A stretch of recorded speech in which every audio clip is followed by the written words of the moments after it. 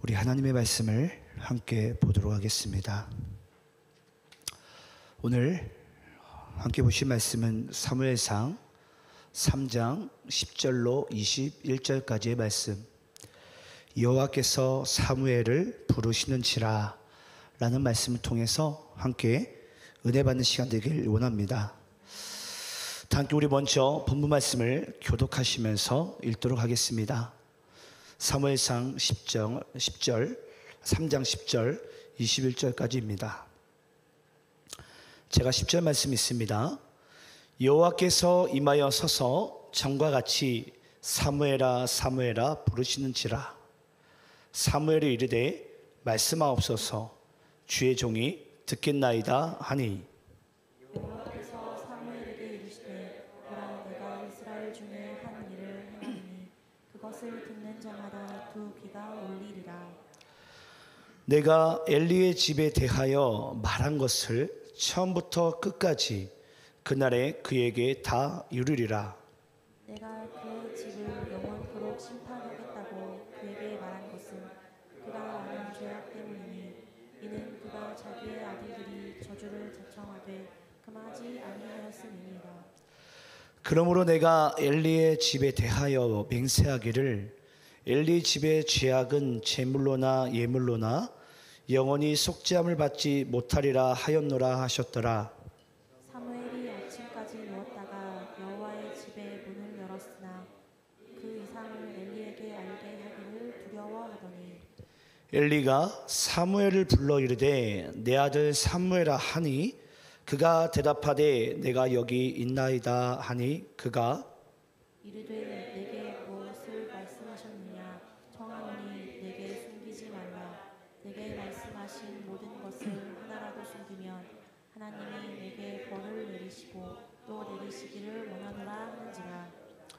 사무엘이 그것을 그에게 자세히 말하고 조금도 숨기지 아니하니, 그가 이르되 이는 여호와이시니 선하신 대로 하실 것이니라 하니라. 사무엘이 자라매 여호와께서 그와 함께 계셔서 그의 말이 하나도 땅에 떨어지지 않게 하시니, 단에서부터 브엘세바까지의 온 이스라엘이 사무엘은 여호와의 선지자로 세우심을 입은 줄을 알았더라. 여호와께서 실로에서 다시 나타나시되 여호와께서 실로에서 여호와의 말씀으로 사무엘에게 자기를 나타내시니라. 아멘. 자, 오늘은 우리가 사무엘상 3장 10절로 21절까지의 말씀을 통해 은혜 받는 시간 되길 원합니다. 오늘은 이제 여호와께서 사무엘을 이제 부르시는 장면이 나오는데요. 먼저 여러분들께 이 말씀 좀 드리기 원합니다. 여러분, 이 양식이라는 거 아시죠? 양식. 예. 우리가 이제 먹는 양식을 얘기해요. 여러분, 이게 양식이 물론 먹는 것도 이제 의미가 있는데, 그 양식의 원래 진짜 의미는 무엇입니까? 양식, 우리가 먹는 것. 예. 우리가 양식을, 예를 들어서 우리가 밥을 먹으면은 뭐가 나게 되죠? 예. 힘이 나게 되죠, 힘이. 아니신가 봐요. 예. 저만 그런 것 같습니다. 예. 그래서 우리가 어떠한 것을 내가 양식으로 삼는다라는 것은요, 그 사람의 힘의 원천을 얘기해요. 힘의 원천. 그런데 하나님께서 이 출애굽을 한 이스라엘 백성들에게 이제 이 양식 만나를 먹이세요. 만나를. 그러면 이제 그들이 이제 힘을 얻고 그들이 이 광야라는 이 땅을 이제 지나갈 수 있는 그런 이제 일들이 펼쳐질 줄 알았어요. 먼저 우리가 이제 그 말씀이 이제 신명기에서 8장 3절에 나오잖아요. 우리 좀 그 말씀 먼저 읽어볼까요? 자, 우리 신명기 8장 3절 우리 함께 말씀 읽어봅시다. 자, 시작. 너를 낮추시며 너를 줄이게 하시며 또 너도 알지 못하며 내 조상들도 알지 못하던 만나를 내게 먹이신 것은 사람이 떡으로만 사는 것이 아니요 여호와의 입에서 나오는 모든 말씀으로 사는 줄을 내게 알게 하려 하심이라. 자, 여러분, 우리가 신명기 8장 3절 말씀은 다 아시고 또 신명기 강해 말씀 때도 제가 함께 나눴었습니다. 근데 하나님께서 이스라엘 백성들에게 만나를 먹이신 것은 이것이 그들에게 양식이 되게 하기 위해서, 쉽게 얘기하자면 그들의 힘의 원천이 되게 하기 위해서 그들에게 양식을 먹이셨어요. 근데 그들이 이 양식을 먹고 나니 하나님께서 그들에게 이 만나라는 양식을 주심은 그들이 떡으로만 사는 것이 아니요, 하나님의 입에서 나오는 모든 말씀으로 살게 되는 줄을 알게 하시기 위해서 그들에게 이 만나 양식을 먹으셨다는 거예요. 여러분, 우리가 이 땅 가운데 살아가는 데 있어서 우리가 하나님의 말씀을 먹는 것은요, 이것이 우리가 은혜를 넘어서 정말 우리에게 주시는 진정한 메시지는요, 이것이 우리에게 살아가는 힘의 원천이 된다는 거예요. 여러분 믿습니까? 그러니까 우리가 그것은 예를 들어서 내가 어떤 때는 먹고 어떤 때는 안 먹는 그런 개념이 아니에요. 하나님께서 이스라엘 백성들에게 만나를 주시되 어떤 만나를 주시죠? 일용할 양식을 주세요. 일용할 양식. 거기 왜 일용이라는 그 단어가 왜 붙었죠? 일용 엄마를 얘기하나요? 아니죠. 나이 드신 분들이 아는데, 지금 웃는다는 것은 나이가 들었다는 뜻이에요. 예전에 전원일기 거기에 나온 부분인데, 그러니까 일용할 양식을 주셨다라는 것은 우리에게 이 양식은 어떤 양식입니까? 날마다 구해야 되는 양식이에요. 날마다. 이건 우리가 어떤 날은 먹고 어떤 날은 안 먹고라는 개념이 아니에요. 그래서 하나님께서는 우리에게 만나를 먹여주심은 우리에게 일용할 양식을 주신 것인데, 그 일용할 양식의 의미는 우리가 날마다 하나님의 말씀을 먹지 않으면은 우리는 이 땅에서 단 하루도 살 수 없는 존재임을 알게 하시기 위해서 우리에게 일용할 양식을 주신 줄 믿습니다. 그런데 우리는 뭐 하기 원합니까? 육신의 양식을. 지금도 내일 것도 일주일 후의 것도 몇 년 뒤의 것도 우리는 육신의 양식을 채우기 원해요. 그런다고 그것이 정말 우리에게 힘이 되고 그것이 우리의 삶의 목적이 될 수 있습니까? 아니라는 거예요. 여러분. 오늘도 저는 여러분들이 하나님의 이 양식 말씀을 먹어야 되는데, 오늘 이제 하나님께서 사무엘을 부르시면서, 왜 이 부르시면서 하나님께서는 이 이제 말씀이라는 걸 주실 텐데, 이것이 과연 이제 우리의 삶 가운데 어떤 의미가 있는지를 먼저 알고 우리가 또 말씀을 받는 것이 너무나도 중요한 줄 믿습니다. 자, 우리 오늘 본문이 너무 길기 때문에 제가 10절부터 읽었는데요. 우리 한번 1절 말씀 읽어볼까요? 자, 1절 말씀. 자, 우리 전면 스크린 보시면서 또는 성경을 보시면서 1절 말씀 읽어보겠습니다.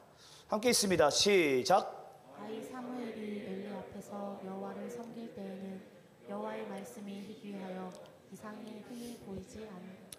자, 여러분, 사무엘상 3장 첫 9절 말씀이 뭘로 시작합니까? 아이 사무엘이. 여러분, 좀 신기하지 않습니까? 예를 들어서 그냥 사무엘이 하면 돼요. 사무엘이. 근데 여기 보니까 굳이 아이 사무엘이라는 것을 여기 일부러 어떻게 표현했어요. 표현을. 아이 사무엘이라고. 근데 한번 또 19절 말씀 좀 읽어볼까요? 우리 본문 19절. 자, 본문 19절 말씀 또 읽어봅니다. 함께 있습니다. 시작. 사무엘이 자라매 여호와께서 그와 함께 계셔서 그의 말이 하나도 땅에 떨어지지 않게 하시니. 자, 아까 우리 1절 말씀에는 보니까 아이 사무엘이, 19절에 가니까 사무엘이 자라매. 지금 뭔가 모르겠지만은 하나님께서는 이 사무엘상 3장에 가서는 아이 사무엘이 자라는 것과 또 이스라엘 백성들의 그런 뭔가 이 삼각구도 가운데 뭔가 하나님께서 주고 싶은 메시지가 있는 것 같아요. 그래서 아이 사무엘이 자라면서 과연 이 이스라엘 나라 가운데 하나님께서 주길 원하시는 그 메시지가 이제 무엇인지에 대해서 우리가 봐야 되는데, 먼저 우리가 오늘 1절 말씀에 보니까 아이 사무엘이 어디 앞에서? 엘리 앞에서. 누구를? 여호와를 섬길 때. 지금 누가 있습니까? 아이 사무엘이 있어요. 또 엘리가 있습니다. 또 여호와 하나님이 있어요. 근데 신기하게 하나님께서 아이 사무엘이 누구 앞에서 자라게 하시죠? 엘리 앞에서. 그걸 하나님께서 허락하셨다는 거예요. 아니, 하나님이면 조금 더 나은 지도자나 스승 앞에서 자라게 하셔야죠. 근데 하나님께서 그 아이 사무엘을 엘리 앞에서 자라게 하시고 그 엘리 앞에서 제사장의 수업을 받게 하세요. 그러면서 또 그 아이 사무엘은 그 엘리 앞에서 여호와를 섬기는 인생을, 자라는 인생을 하나님께서 이것을 이제 우리에게 이제 보여주시면서 허락하십니다. 사무엘에게. 자, 그럼 오늘 이 말씀 가운데 여러분, 이게 너무나도 중요해요. 이 사무엘과 엘리 앞에서와 하나님을 섬기는 것, 이것이 과연 어떤 의미가 있는지. 솔직히 우린 그렇잖아요. 하나님, 이 엘리 스승 말고 조금 더 나은 스승, 뭔가 조금 더 우리에게 좀 좋은 모습, 이게 주님 맞지 않나요? 라고 우리는 생각하기 쉬운데요, 하나님께서는 의도적으로 이 엘리 앞에서 이 사무엘이 잘한다라는 것을 우리에게 말씀해 주고 있습니다. 자, 우리가 먼저 이 부분을 우리가 좀 또 보기 전에 또 우리 본문 1절 말씀 보니까 이 사무엘이 엘리 앞에서 여호와를 섬길 때 어떤 상태가 펼쳐지게 되죠? 여호와의 말씀이 희귀하여 이상이 흔히 보이지 않았더라. 여러분, 지금 이스라엘의 이게 상태를 지금 보여주는 것인데, 여호와의 말씀이 지금 이스라엘 상태 가운데 이것이 보이지도 않고 들리지도 않는 그런 상태가 지금 이스라엘의 나라의 상태입니다. 그러면 그 나라의 상태가 영적으로는 어떤 의미가 있는지에 대해서 우리가 좀 그 상태의 말씀을 좀 찾아볼 텐데요, 우리 이사야서 29장 10절 14절 말씀을 교독하면서 읽도록 하겠습니다. 나라 전체가 하나님의 말씀을 듣기도 보기도 힘든 그 상황이 영적으로 어떤 상태인지를 보여주는 메시지인데요, 우리 이사야서 29장 10절로 14절 교독하면서 있습니다. 제가 10절 있습니다. 대저 여호와께서 깊이 잠들게 하는 영을 너희에게 부어주사 너희의 눈을 감기셨음이니 그가 선지자들과 너희의 지도자인 선견자들을 덮으셨음이라. 그러므로 모든 계시가 너희에게는 봉한 책의 말처럼 되었으니 그것을 글 아는 자에게 주며 이르기를 내게 청하노니 이를 읽으라 하면 그가 대답하기를 그것이 봉해졌으니 나는 못 읽겠노라. 또 그 책을 글 모르는 자에게 주며 이르기를 그대에게 청하노니 이를 읽으라 하면 그가 대답하기를 나는 그를 모른다 할 것이니라. 주께서 이르시되 이 백성이 입으로는 나를 가까이 하며 입술로는 나를 공경하나 그들의 마음은 내게서 멀리 떠났나니 그들이 나를 경외함은 사람의 계명으로 가르침을 받았을 뿐이라. 14절 함께 있습니다. 시작. 그러므로 내가 이 백성 중에 기이한 일 곧 기이하고 가장 기이한 일을 다시 행하리니 그들 중에서 지혜자의 지혜가 없어지고 명철자의 총명이 가려지리라. 자, 여러분, 오늘 이사야서 29장 말씀 가운데 말씀을 듣지 못하고 보지 못하는 그 나라가 어떤 상태임을 하나님께서 메시지를 주고 있는데, 우리 29장 10절에 보니까 하나님께서 잠들게 하는 영을 그들에게 부어주신대요. 잠들게 하는 영을 그들에게 부어주심으로 뭐 하게 된다고요? 그들의 눈이 감기었으니, 그들의 선지자들이 한마디로 뭐 하셨으니라? 그들의 하나님의 말씀을 지금 듣지도 못하고 보지도 못하는 그런 상태 가운데 이것을 지금 누가 주관하셨습니까? 하나님이. 그러면서 11절에 가보니까 그러므로 하나님의 모든 계시가 뭐 하게 된다고요? 너희들에게는 봉한 책이 되리라. 여러분은 우리 요한계시록 말씀 강의 말씀 들을 때 기억나십니까? 그 어린 양이 그 7개의 두루마리를 어떻게 하게 되죠? 하나하나 봉한 책을 인을 떼세요. 인을. 그러니까 그 말씀의 주권이 누구에게 있다는 거예요? 어린 양께, 하나님께 있다는 거예요. 하나님께. 여러분, 우리는 때때로 내가 하나님께 말씀을 받는 것이 이것이 우리가 어떤 의미인지에서 가끔 우리가 놓칠 때도 있어요. 여러분, 내가 말씀을 받는다는 것은 하나님께서 나에게 말씀하지 않고 듣게 하지 않으시면 이거는 우리가 절대 받을 수도 없고 들을 수도 없어요. 여러분, 은혜 받는 것이 얼마나 우리에게 귀중한 하나님의 역사냐면요, 은혜 받는 것은 나에게 주권이 있지 않습니다. 하나님께서 나에게 역사하시는 거예요. 이걸 믿는 자가 말씀의 은혜를 받는 것입니다. 그 봉한 책을 덮고 눈을 감기게 하시며 그 심령을 잠들게 하시는 것이 하나님이라는 거예요. 그러면 내가 오늘도 이 말씀을 받는다는 의미는 오늘도 하나님께서 나의 영 가운데 강건하게 충만하게 지금 말씀으로 역사하심을 우리에게 보여주는 사건이에요. 그러니까 지금 이스라엘의 지금 나라의 상태가 어떤 상태입니까? 그 엘리라는 제사장의 한 상태를 지금 보여주고 있고, 이스라엘 나라 전체가 하나님의 말씀이 이상이 들리지도 않고 보이지도 않더라. 지금 하나님께서는 뭔가 단단히 화가 나셨는지 그 사사시대를 지나가면서 뭔가 이스라엘 이 나라 전체 가운데 하나님의 말씀을 봉한 책으로 주십니다. 봉한 책으로. 그런데 그렇게 봉한 책을 준 것이 결국 쉽게 얘기하면 그 나라 전체가 기근이 든 건데요.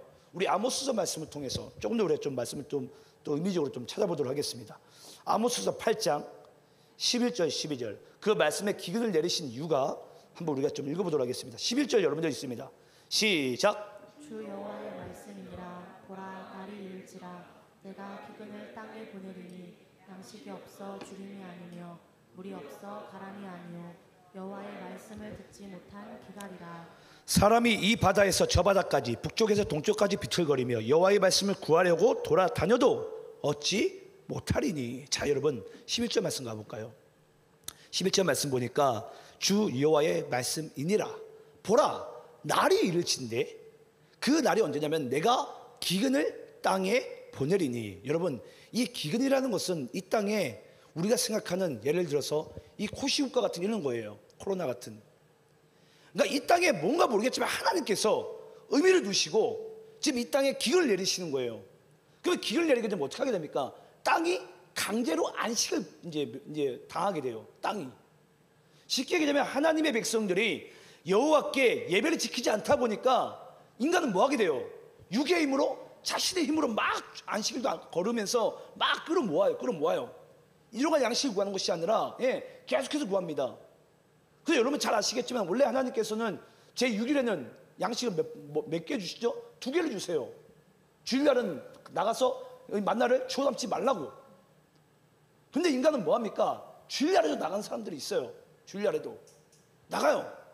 내가 하면 그것을 끌어모아 먹으라고. 그러면서 하나님께서 우리에게 말씀하세요. 그러면서 안식일을 이스라엘 백성들이 지키지 않으니까 그 땅에 강제로 안식을 시켜버립니다. 그래서 그 땅에 기근이 내리게 하심은 그것은 기근이 아니라 자연적인 재해나 현상이 아니라 뭐라는 것입니까? 하나님의 말씀을 듣지 못할 기갈이라. 못할 기갈이라. 여러분, 이 땅이 우리가 기근을 얻은 것과 내 육신의 기근이 얻은 것과 여러분의 심령의 기근이 있다면 잊지 마시기 바래요.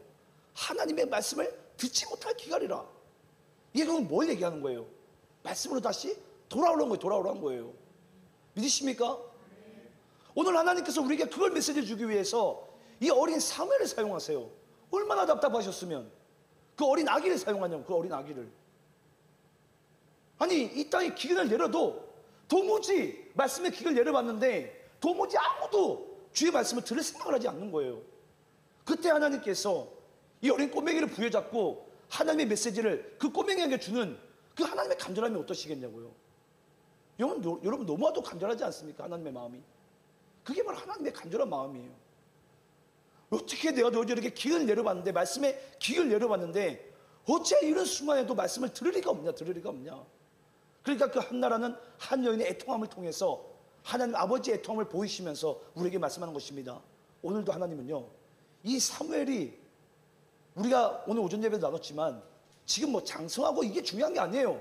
설 있고 많이 있고 이게 중요한 게 아니에요. 뭐죠? 하나님의 전에서 기도하면서 주의 음성 듣기를 주님께서는 그 한 영혼들을 찾고 계신 거예요. 저는 그 한 영혼들이, 저는 우리가 오늘 이 본문 말씀 보기 전에 전 여러분들 되시길 간절히 소망합니다. 계속해서 여러분 이 세상의 어떠한 현상으로 인해서 우리의 마음의 중심을 흔들리지 마시기 바랍니다. 그건 하나님께서 우리에게 쉽게 얘기하자면 상징적으로 보여주신 사건이에요. 뭘 하기 위해서? 주의 말씀의 권위를 회복하시기 위해서. 주의 말씀의 권위를 회복하기 위해서. 그래서 우리가 현상적인 기근들을 계속해서 보여주시는 거예요. 다시 말씀으로 돌아와라. 이 메시지가 오늘 여러분의 심령 가운데 울려 퍼지길 간절히 소망합니다. 자, 그러면서 우리 한번 2절 말씀 읽어볼까요? 자, 2절 말씀. 우리 본문 2절입니다.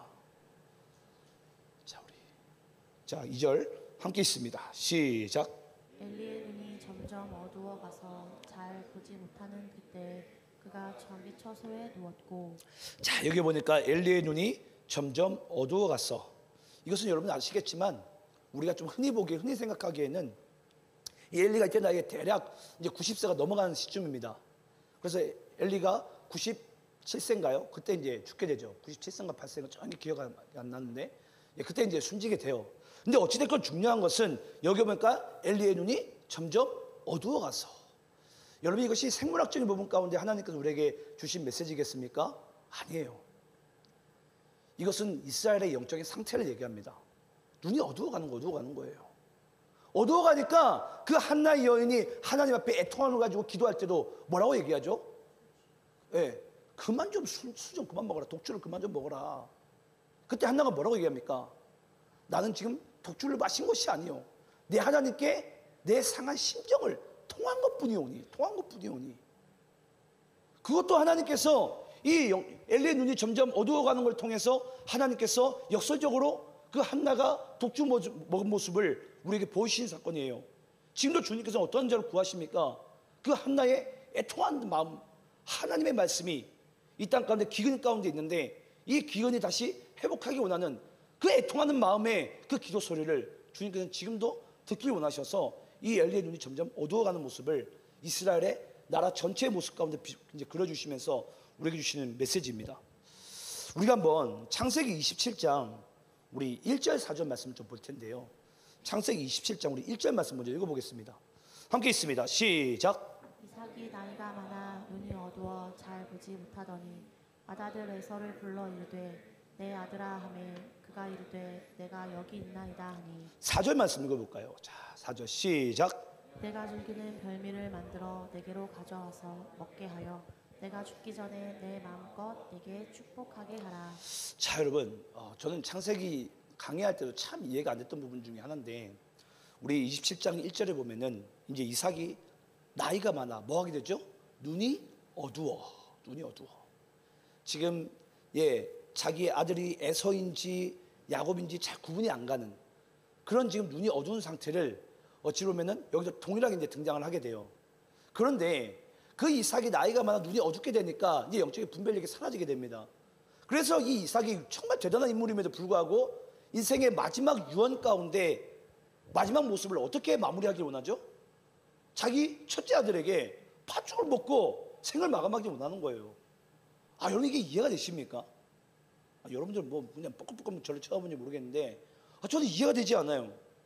아니요, 어떻게 아브라함의 아들이고 그 이삭이 누구입니까? 아버지께서 우물을 판 곳을 어딜 가나 웃으면서 쫓겨나도 웃고 이렇게 해도 웃고 항상 땅을 파면서 땅을 팔 때마다 우물이 나와요. 샘이 나와요. 하나님께서 이삭과 함께 한다는 증거이십니다. 그런 자가 나중에 나이가 드니까 뭐 하게 된다고요? 생의 마지막을 팥죽 그거 하나 뭐라고 그거 먹고 자기가 생을 마감하기 원하는 거예요. 여러분, 우리가 영적으로 어두워지면 이와 같아요. 뭐에 빠지게 되죠? 육신의 생각에 우리가 빠지게 돼요. 육신의 생각에. 원래 우리는 어떤 상태여야 됩니까? 나이가 들으나 젊으나 제가 오늘 오전에 이제 말씀드렸는데 우리는 누구예요? 주님의 청년이에요. 믿습니까? 주님의 청년이라는 것은 우리가 단지 청년의 나이니까 청년이 아니에요. 오히려 하나님의 나라에 대한 비전을 품고 있는 자, 강한 열망을 가지고 있는 자, 그 자가 바로 청년이라고 말씀하시는 거예요. 근데 오늘 여기 엘리는 나이가 들고 또 이삭도 나이가 드니까 뭐합니까? 육신의 그 연약함 가운데 빠져가는 그런 모습 가운데 나옵니다. 전 여러분들께 정말 간절히 축원한 메시지를 드립니다. 여러분의 생애를 당하는 그날까지 하나님의 나라의 회복을 위해서 쓰임받는 귀한 인생 살아가시길 간절히 축원합니다. 그게 하나님께서 우리 땅 가운데 보내신 이유예요. 목적이고 저는 그렇게 살아간 여러분들 줄 믿습니다. 자, 그러면서 우리 한번 또 3절 말씀 읽어볼까요? 자, 3절 말씀. 자, 우리 본문 3절입니다. 본문 3절 함께 있습니다. 자, 시작. 하나님의 등불은 아직 꺼지지 아니하였으며 사무엘은 하나님의 궤에 있는 여호와의 전 안에 누웠더니. 자, 하나님의 등불은 아직 꺼지지 아니하였으며. 자, 여러분 등불 아시죠? 등불이 있는데 등불이 제일 마지막에 꺼질 때 어떻게 꺼지는 줄 아십니까? 등불이 뭘로 타는지는 아시죠? 뭐 아시는지 모르겠지만 지금 대부분들이 전등을 달고 살아가지고 이 등불이 보면은 기름이 있어요. 거기에 심지가 있어요. 이제 거기다 이제 뭐 라이터를 켜면은 이제 불이 이제 나요. 근데 이게 마지막에는 어떻게 타서 이제 어떻게 해서 이제 꺼집니까? 심지가 타서 꺼지죠. 심지가 기름이 다하고 나서는 심지가 타버리고 이제 완전히 꺼지게 버리게 되죠.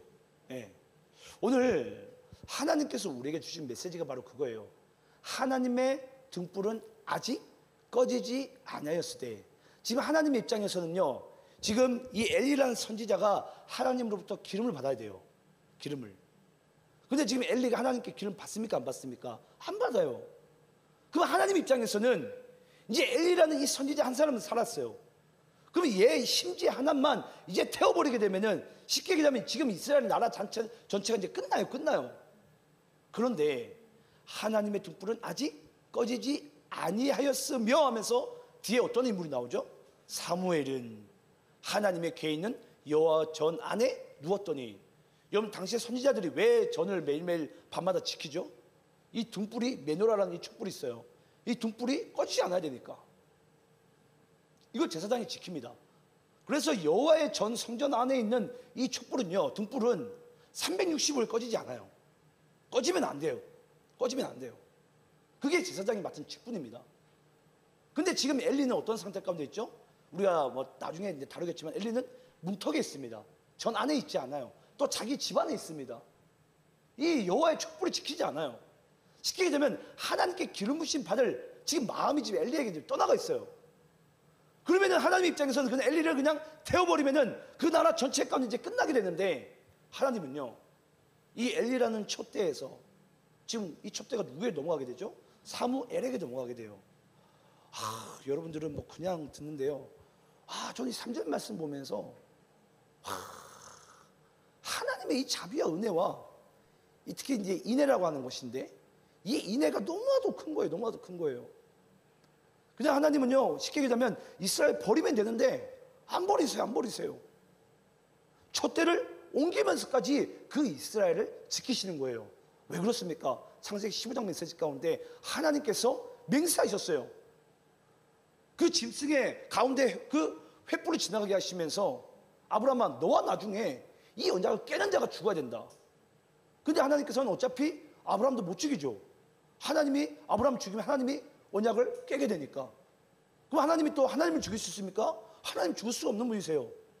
결국은 하나님께서 이스라엘에게 역사하신, 아브라함의 자손들에게 말씀하신 그 언약은 어떻게 하게 됩니까? 무조건 이루어져요. 무조건. 믿으십니까? 무조건 이루어진 메시지라고요.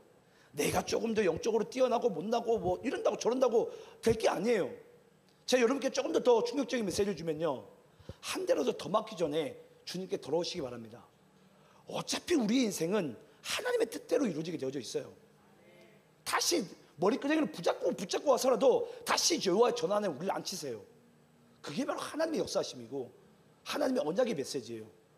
어떻게든지 주께서 언약하신 그 메시지대로 우리 인생을 이끌기 원하시는 마음, 저는 그 마음이 하나님께서 우리를 사랑하시는 방법인 줄 믿습니다. 저는 그렇게 살아가는 여러분 되시기 간절히 소원하고요. 그러면서 우리 한번 또 4절부터 이제 9절까지 좀 길게 한번 읽어볼 텐데요, 우리 말씀 좀 읽어보도록 하겠습니다. 4절부터 9절까지입니다. 제가 4절이 있습니다. 여호와께서 사무엘을 부르시는지라 그가 대답하되 내가 여기 있나이다 하고, 엘리에게로 달려가서 이르되 당신이 나를 부르셨기로 내가 여기 있나이다 하니, 그가 이르되 나는 부르지 아니하였으니 다시 누우라 하는지라. 그가 가서 누웠더니 여호와께서 다시 사무엘을 부르시는지라. 사무엘이 일어나 엘리에게로 가서 이르되 당신이 나를 부르셨기로 내가 여기 있나 하니, 그가 대답하되 내 아들아 내가 부르지 아니하였으니 다시 누우라 하니라. 사무엘이 아직 여호와를 알지 못하고 여호와의 말씀도 아직 그에게 나타나지 아니한 때라. 여호와께서 세 번째 사무엘을 부르시는지라. 그가 일어나 엘리에게로 가서 이르되 당신이 나를 부르셨기로 내가 여기 있나 하니, 엘리가 여호와께 그 아이를 부르신 줄을 깨닫고, 엘리가 사무엘에게 이르되 가서 누웠다가 그가 너를 부르시거든 내가 말하기를 여호와여 말씀하옵소서 주의 종이 듣겠나이다 하라 하니, 이에 사무엘이 가서 자기 처소에 누우니라. 아멘. 자, 여러분 4절부터 9절까지 하나님께서 사무엘을 몇 번 부르십니까? 3번 불러요. 3번. 근데 오늘 말씀에서 총 4번을 부르시게 되죠. 우리 아까 읽었던 10절 말씀부터 이제 읽게 되면 또 이제 마지막 한 번을 더 부르시는데, 어찌됐건 4절부터 9절까지는 하나님께서 사무엘을 3번 부르세요. 근데 3번 부를 때마다 이 사무엘은 어디를 갑니까? 엘리에게로 갑니다. 근데 첫 번째 갔을 때 내가 너를 부르지 않았다. 다시 누워 가서 자라. 또 왔을 때 다시 자라. 또 가니 그제서야 엘리가 뭔 줄 알죠? 여호와께서 사무엘을 부르신 줄 알고. 그러나서 뭐라고 얘기합니까? 만약에 그가 너를 부르시거든 여호와여 말씀하옵소서 주의 종이 듣겠나이다. 듣겠나이다. 지금 엘리가요, 하나님께서는 아까도 제가 말씀드렸지만 엘리 앞에서 자라게 하세요, 사무엘을. 근데 그 엘리라는 그 제사장이 사무엘에게 하나님께 음성 듣는 방법을 지금 얘기하고 있는 거예요. 방법론을. 사무엘아, 만약에 하나님께서 너를 부르시면 네가 하나님의 음성 듣고 싶으면 이렇게 얘기해라. 우리 한번 따라해 봅시다. 여호와여 말씀하옵소서 주의 종이 듣겠나이다. 이게 바로 하나님의 음성을 듣는 방법이라고 지금 엘리 제사장이 지금 사무엘에게 가르치고 있는 거예요. 여러분, 우리는 오늘 이 말씀 메시지를 잘 들으셔야 됩니다. 하나님의 우리는 음성을 받을 준비가 돼야 돼요. 제가 여러분께도 예전에 한번 말씀드린 바가 있는데, 우리가 하나님께 예를 들어서 50분을 기도, 아니 1시간을 기도하면은 막 59분을 나 혼자 외쳐요. 나머지 1분 참 갈까 말까 하면서 또 가요 집에. 이게 우리가 기도하는 방법이에요. 근데 하나님께서는 뭐 하기 원하십니까? 오늘도 하나님의 음성을 듣기 원하거든. 뭐 하라고요? 주여 말씀하옵소서 주의 종이 듣겠나이다. 경청하는 마음이 있는 거예요. 경청하는 마음이. 오늘도 아까 우리 오장로님이 그런 얘기를 하시더라고요. 우리가 쓰는 것도 배우고 읽는 것도 배우고 다 배우는데 뭘 안 배우죠? 듣는 걸 안 배워요. 듣는 걸 안 배워요. 듣는 걸. 정말 여러분 중요한 게 무엇입니까? 하나님의 음성을 듣는 게 중요해요. 듣는 게 중요해요. 근데 정작 하나님의 음성을 듣질 않아요. 그러면서 기도하고 냅다 외치고 그냥 집에 가버립니다. 그게 우리의 다반사적인 기도 부분인데요. 저는 우리의 기도가 오늘 이 말씀처럼 조금 더 우리가 좀 성숙하는 성장하는 기도의 소리로 좀 변화가 되길 간절히 소망합니다. 오늘도 주님, 내가 주의 말씀 듣기 원합니다. 말씀만 하옵소서. 내가 주의 말씀 듣겠나이다. 이런 경청하는 자세가 오늘 여러분들 가운데 있기를 간절히 소원합니다. 자, 그러면서 여러분 오늘 말씀에 보니까 오늘 사무엘이 이제 엘리 제사장 앞에 이제 가게 돼요. 가게 되면서 이제 엘리 제사장이 그 이제 음성 듣는 방법을 알려주는데, 여러분 오늘 하나님께서 이걸 왜 3번을 보여주시면서 이걸 지금 우리에게 주신 메시지에 뭔가 궁극적인 이유가 있어요. 아니 여러분, 그냥 우리 일생에 중요한 일들 얼마나 많고 하루에 중요한 일들 얼마나 많은데 지금 여호와께서 사무엘을 부르시는 이 3번을 굳이 우리에게 말씀하신 이유가 있다는 것입니다. 자, 여러분, 아까 이제 우리가 다시 이제 1절로 돌아가는 부분과 똑같은데요. 이 사무엘이 엘리에게서 자라서 엘리 앞에서 여호와를 섬겼더라. 누구 앞에서? 엘리 앞에서. 여러분, 우리가 이제 오늘 이 사무엘 3장에 기록된 이제 목적과 이유에 대해서 우리가 이제 알아볼 텐데, 여러분, 사무엘 3장 말씀이 기록된 목적은요, 바로 아이 사무엘이 엘리 앞에서 자라나는 것이 바로 하나님께서 이 3장을 기록한 목적입니다. 이 의미가 너무나도 중요해요. 그게 무엇을 얘기하냐면요, 바로 복음의 사회성을 얘기해요. 복음의 사회성. 여러분 혹시 들어보셨습니까? 복음의 사회성에 대해서. 아니 우리가 보기에는 조금 더 훌륭한 제사장, 조금 더 뛰어난 제사장, 조금 더 하나님께서 조금 뭔가 좀 이뻐하신 제사장 앞에서 사무엘을 키우시면 되는데, 사무엘을 어디다 키우신다고요? 이 엘리 제사장 앞에서. 조금 더 쉽게 얘기하면 사회 안에서 키우는 거예요. 하나님께서 사무엘을 온실 속의 화초처럼 키우지 않습니다. 그 사무엘을 일부러 엘리 앞에서 키우시는 거예요. 엘리 앞에서. 세상 안에서. 여러분, 복음이 언제 빛나는 줄 아십니까? 복음은요, 세상 가운데 있을 때 빛이 나게 되는 거예요. 교회 가운데 있으면 우리 모두가 그냥 우리가 복음 믿고 있으니까 여기서 우리가 복음의 중요성을 몰라요. 하지만 복음의 진정한 능력은요, 이 복음이 세상 가운데 나가야 돼요. 세상 속에서 자라야 돼요. 세상 속에서. 그래서 하나님께서는요, 이 사무엘을 엘리 앞에서 자라게 하십니다. 근데 여러분 아시겠지만 엘리가 어떤 자입니까? 당대 이스라엘에서 최고의 선지자였어요. 최고의 제사장이었어요. 근데 그가 하나님을 완전히 떠나버림으로 그가 하나님의 음성을 도저히 듣지 못하는 그런 상태 가운데 있음에도 불구하고 하나님은요, 그 엘리 앞에서 자라게 하시는 거예요. 엘리 앞에서. 저는 가끔 가다가 예전에 이제 그런 이야기를 많이 들었어요.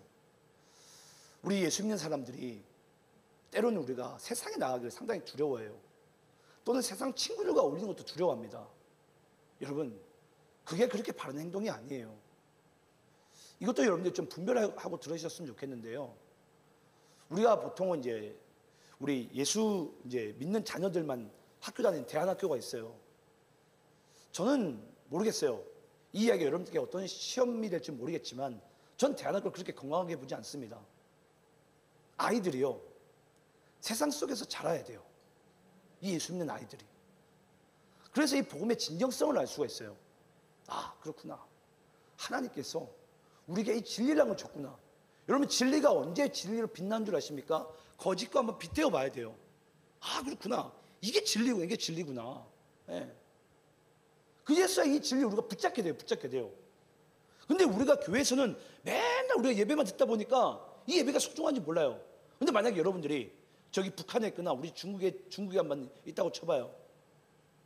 오늘도 우리가 이렇게 마음껏 찬양하고 말씀 듣는 것, 여러분, 여기 있는 분들 중에 제가 장담하건대 어떤 한 사람도 놓치지 않냐고 다 눈물을 흘리면서 말씀 받고 하나님께 찬양했을 것입니다. 근데 지금 우리가 그런 마음이 있습니까? 없어요. 이유는 한 가지입니다. 우리에게 너무나도 이것이 익숙해요. 너무나도 익숙해요. 그러니까 이 순간도 우리가 기쁨과 감격이 없는 거예요. 근데 만약에 정말 굶주린 자에게 그 쌀밥 한 그릇이라도 줘도 눈물 나면서 감사한 거예요. 저는 이런 복음의 진정성이 여러분의 삶과 사회 속에서 저는 자라나기를 간절히 축원합니다.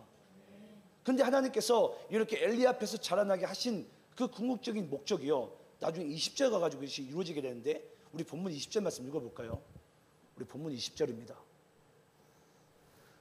자, 20절 함께 있습니다. 자, 시작. 단에서부터 브엘세바까지 온 이스라엘이 사무엘은 여호와의 선지자로 세우심을 입은 줄을 알았더라. 자, 여기에서 보니까 단이라는 것은 이스라엘의 북쪽 제일 끝단을 얘기합니다. 헬몬산 바로 밑에 이 단에서부터 브엘세바 최남단을 얘기합니다. 이스라엘에. 그래서 단에서 브엘세바까지 이스라엘로 나라로 따지면은 땅 끝까지 뭐 하게 된다고요? 사무엘이 여호와의 선지자로 세우심을 입은 줄을 다 소문나게 한 이유가 뭐냐면, 이 사무엘이 세상 속에서 엘리 앞에서 자라게 하신 하나님의 목적입니다. 동기예요. 예. 저는 너무나도 놀라워요. 하나님께서 오늘도 예수를 믿는 자들이, 또 하나님께 복음의 은혜를 입은 자들이 뭐 하기 원하신다고요? 이 세상 속에서 자라기를 원하세요. 세상 속에서. 온실 속의 화초가 아닙니다. 우리는 여러분 방주를 탄 것이지 우리가 우리만 즐기려는 유람선을 탄 게 아니에요. 오늘날 이 교회가 세상으로부터 지탄을 받고 있는 이유도 바로 이것 때문입니다. 이 교회가 점점 유람선이 됨으로 인해서 대형화가 되기 시작했습니다. 편리주의로 빠지기 시작했어요. 그러니까 복음이 세상 속에서 역사되어지고 세상 속에서 뭔가 우리가 교회가 해야 될 일들과 해야 될 그런 것들을 우리가 찾지 못해요. 그러니까 우리 천남만남 교회가 뭐 하고 있습니까? 세상에서 반기를 들고 있죠. 왜 예배를 가로막냐고, 왜 정치적으로 자꾸 교회를 자꾸 우리가 억압하냐고. 그게 정말 우리가 해야 될 역할입니까? 아니에요, 여러분. 우리가 진짜 해야 될 것은요, 오늘도 이 땅의 교회들이 세상 속에서 어떻게 자라고 어떻게 우리가 그들에게 선한 빛의 영향력을 끼칠 수 있는지, 그걸 우리가 고민해야 되죠. 언제까지 도대체 우리가 데모하고 이 정치에 우리가 반대하면서 언제까지 우리가 그렇게 살 거예요? 그게 아니라니까요, 여러분. 제가 그런 모습 보면은 너무 답답해요. 우린 그런 존재가 아닌데. 예수님께서 우리가 지난주에 나눴지만은 나귀를 타시면서 그 로마 정권 앞에 주님께서 항변했습니까? 아닙니다. 종교 지도자들을 심판했습니까? 아닙니다. 꿋꿋이 십자가를 향해서 나가세요. 그게 예수님께서 그 예루살렘 성에서 해야 될 일이었어요. 내가 너희들이 나를 죽일지라도 난 너희들을 살리러 온 메시아라는 것을 주님께서 보여주기 위하심이었어요. 저는 오늘도 교회가, 저는 이 땅까지 저는 그런 빛과 소금된 역할을 감당하기를 간절히 소원합니다. 그제서야 이 대한민국의 저기 최북단과 최남단까지 이 땅에 있는 모든 교회가 하나님의 교회인 것이 저는 회복되게 될 줄 믿습니다. 이것이 바로 하나님의 뜻이에요. 하나님의 뜻. 데모한다고 되는 게 아니에요. 항변한다고 되는 게 아니에요. 우리는 비록 우리가 보기에는 엘리 제사장 앞일지라도 사회 속에 뭔가 우리가 마음에 드는 안 드는 그런 상황일지라도 복음은요 그 속에서 진정한 빛을 발하게 된 줄 믿습니다. 저는 오늘 말씀을 보면서 그랬어요. 왜 하나님께서 이 아이 사무엘을 강조하실까? 그리고 왜 엘리 앞에서 자라나는 것을 강조하실까? 좀 분위기가 너무 좀 다운된 것 같은데 우리 한번 사진 좀 하나 볼까요? 여러분 어떤 외국에서 이제 진행한 아주 흥미로운 설문조사인데, 자 여러분 여기 보니까 초록색 버튼과 빨간색 버튼이 있어요. 자, 그 다음 사진 보이실까요? 자, 여러분들이 한번 선택해 보시기 바래요. 초록색 버튼은 당첨 확률이 50%예요. 그 대신 100억을 받았어요. 100억. 와, 놀라지도 않으시네. 자, 그 다음에 빨간색 버튼은 당첨이 100% 누르면 10억이 딱 내 통장에 딱 찍혀요. 자, 이제 제가 한번 거수를 한번 해볼게요. 나는 빨간색 버튼 누를 거다. 네, 좋아요. 자, 나는 묶어 죽어도 고다. 난 초록색이다. 초록색이다. 왜 안 드신 분은 뭐예요? 네, 왜 사모님이 안 드세요? 안 하고 싶어요? 기권? 기권? 근데 여러분 참 놀라운 현상이 뭐냐면요, 어찌됐건 뭐 우리 교회는 지금 거의 뭐 한 반반쯤 되는 것 같은데요. 결과가 어떻게 나온 줄 아십니까, 여러분? 한번 결과를 볼까요? 그 다음 사진. 이제 이게 세계인들에게 실제로 설문조사를 했어요. 실제로 했는데 그 다음 거 볼까요? 결과를 보니까 이 대한민국 사람의 99%는요 다 100억 버튼을 눌러요. 근데 세계인의 99%는 저 나라 국기 나오죠. 저 나라를 대상으로 실제 설문조사를 해보니까 세계인의 99%는 다 A 버튼을 눌러요. A 버튼을. 예. 제가 이걸 보면서 여러분 제가 뭘 알게 됐냐면, 우리나라 이 대한민국 사람들이 좀 안 좋은 습관 중에 하나가 이 한방 신앙이 있어요. 한방 신앙. 예, 한방 신앙. 쉽게 얘기하면 내가 잘하기가 싫은 거예요. 그냥 쉽게 얘기하면 내가 3살짜리에서 한 방에 그냥 30살로 내가 뛰길 원해요.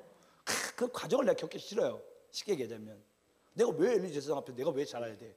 한 방울에 푹 점프해가지고 하나님이 빡 하면 되지. 근데 여러분 참 놀란 게 뭔 줄 아세요? 하나님이 사무엘도 물론이거니와 어렸을 때 하나님께서 이 성경에 등장하면서 자라게 하시니까 또 누가 나오죠? 누가 나오죠 신약에? 예수님. 여러분 신기하지 않습니까? 하나님이 전지전능하세요. 그 예수님을 청년의 나이로 이 땅 가운데 보내셔도 됩니다. 근데 하나님께서 뭐 하셨죠? 그리고 아시겠지만 예수님이 또 나이 30 되기 전까지는 생애가 숨겨져 있어요. 성경 속에서도. 그러면은 굳이 하나님께서 뭐하러 그냥 30살짜리 청년을 갑자기 그냥 메시아라고 딱 등장시켜도 되는데 뭐 하시죠 하나님이? 이 예수를 아기 때부터 보내신 거예요. 아기 때부터. 그러면서 우리가 복음서에 아주 짧게 등장하지만은 뭐 하게 되죠? 그 예수가 어린 시절부터 지혜와 그 사람들에게 칭찬받는 것이 이렇게 하면서 이제 자라게 돼요. 근데 그 모습이 오늘 여러분들이 보시는 사무엘과 완전히 동일한 모습이에요. 결국은 하나님께서 원하시는 진정한 이 자라는 것과 성장의 의미는 결국 무엇을 담고 있습니까? 하나님께서는요, 우리가 보기에는 왜 엘리 제사장, 이 세상이라는 말도 안 되는 환경 가운데 왜 우리를 내버려 두십니까? 라고 생각할지 모르겠지만요, 하나님께서는 그 속에서도 그 자녀를 지키시고 또 그 자녀를 하나님의 뜻 가운데 자라게 하시면서 이 세상 사람들이 예를 들어서 우리 사기라고 하면 만약 쓰리라고 하면은 이 아이들을 커가는 모습을 통해서 하나님의 자녀는 다르구나라는 것을 이 단에서 브레스바까지 그래서 모든 사람들이 다 알게 하시기 위함이에요. 믿습니까? 이게 바로 복음의 능력입니다. 복음의 능력.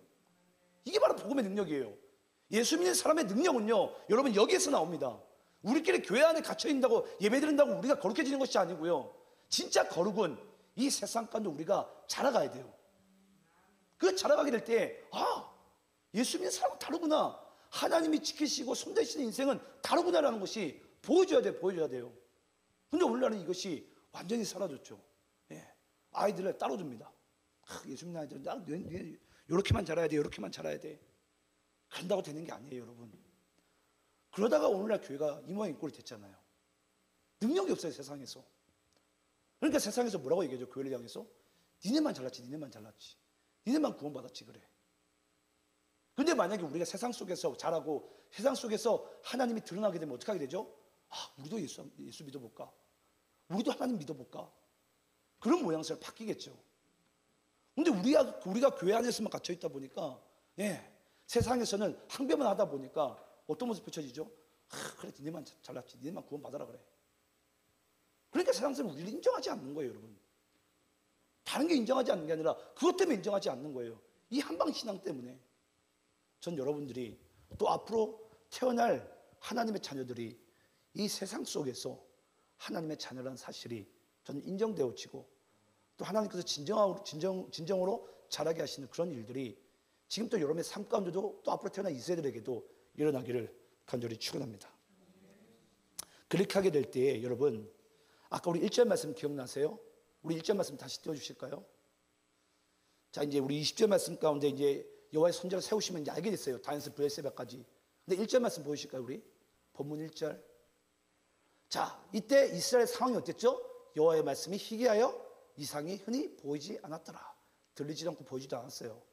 근데 20절 말씀 가운데 그 사무엘이 엘리 앞에서 세상 속에서 자라다 보니까 여호와의 선지자를 세우심을 입은 줄 알았더라. 그러면서 사무엘상 4장 1절 말씀 어떻게 된 줄 아십니까? 사무엘의 말이 온 이스라엘에 전파되니라. 이제 이스라엘이 어떤 상황이 되게 됩니까? 하나님의 말씀이 이제 들려지기 시작하는 거예요. 하나님의 말씀이. 여러분, 이 상황관계를 잘 아셔야 됩니다. 처음에 이스라엘에 하나님의 말씀 들리지 않았어요. 그런데 하나님께서 그 아이 사무엘을 엘리 앞에서, 세상 앞에서 일부러 자라게 하세요.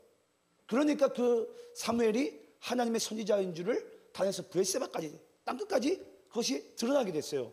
그제서야 이 하나님의 말씀을 등한시했던 이스라엘 백성들의 그 백성들 귀 가운데 이제 뭐가 들려지기 시작합니까?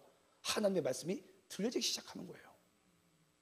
이 상관관계 좀 여러분들 잘 보셔야 됩니다. 아, 저는 이 말씀 볼 때 막 가슴이 콩닥콩닥했어요. 아, 이게 하나님 오늘날 교회들이 들어야 될 메시지구나. 이걸 우리가 들어야 되는데 이걸 듣지 않으니까 이 나라가 회복이 되지 않는 거구나. 저는 정말 이 도시 안의 교회를 통해서, 온 땅의 교회를 통해서 정말 사무엘의 말이 온 이스라엘에 전파되고 들려지는, 저는 그날이 저는 속효를 간절히 소망합니다.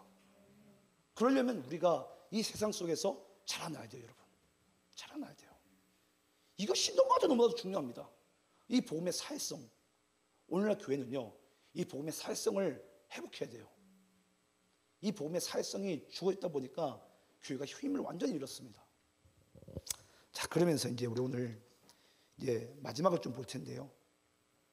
우리 11절부터 14절까지 말씀 좀 보겠습니다. 자, 11절부터 14절까지. 자, 빨리 읽어보겠습니다. 제가 11절 있습니다. 여호와께서 사무엘에게 이르시되 보라, 내가 이스라엘 중에 한 일을 행하리니 그것을 듣는 자마다 두 귀가 울리리라. 내가 엘리의 집에 대하여 말하는 것을 처음부터 끝까지 그 날에 그에게 다 이루리라. 내가 그의 집을 영원토록 심판하겠다고 그에게 말한 것은 그가 아는 죄악 때문이니 이는 그가 자기의 아들들이 저주를 자청하되 금하지 아니하였음이니라. 그러므로 내가 엘리의 집에 대하여 맹세하기를 엘리 집의 죄악은 제물로나 예물로나 영원히 속죄함을 받지 못하리라 하였노라 하셨더라. 자, 여러분 11절부터 14절까지 읽어보니까 하나님께서 이 사무엘을 통해서 뭐라고 말씀하시죠? 내가 엘리 제사장의 집안을 심판하겠다. 그 이야기를 원래 누가 들어야 됩니까? 엘리 제사장이 들어야 되죠. 근데 그것을 사무엘이 듣습니다. 그래서 엘리 제사장이 어린 사무엘에게 묻습니다. 여러분, 이 모양새가 상당히 웃기지 않습니까? 지금 엘리 제사장이 원래 하나님 음성을 들어야 되는데 지가 듣지 못하니까 꼬맹이를 붙잡고 물어보는 거예요. 야, 하나님 너한테 뭐라고 얘기하든, 너 나한테 똑바로 얘기하지 않으면 너한테 저주가 임할 거요. 그러니까 이 어린 사무엘이 그냥 겁에 질려가지고 그냥 있는 그대로를 얘기해요. 그대로 얘기해요. 자, 그러면서 또 16절부터 18절 말씀까지 읽어볼까요? 자, 16절 제가 있습니다. 엘리가 사무엘을 불러 이르되 내 아들 사무엘이라 하니 그가 대답하되 내가 여기 있나이다 하니 그가 이르되 내게 무엇을 말씀하셨느냐 청하노니 내게 숨기지 말라. 내게 말씀하신 모든 것을 하나라도 숨기면 하나님이 내게 벌을 내리시고 또 내리시기를 원하노라 하는지라. 18절 있습니다. 시작. 사무엘이 그것을 그에게 자세히 말하고 조금도 숨기지 아니하니 그가 이르되 이는 여호와시니 선하신 대로 하실 것이다. 여러분 이제 말씀 마치겠습니다. 오늘 말씀에 왜 하나님께서 이 사무엘에게 엘리 제사장의 집안의 심판하심을 왜 하나님께서 이것을 엘리 제사장에게 얘기해도 될 것을 왜 아이 사무엘에게 이야기하는 근본적인 이유가 있습니다. 지금 원래 이스라엘의 당대 최고의 제사장은 누구예요? 엘리예요. 예.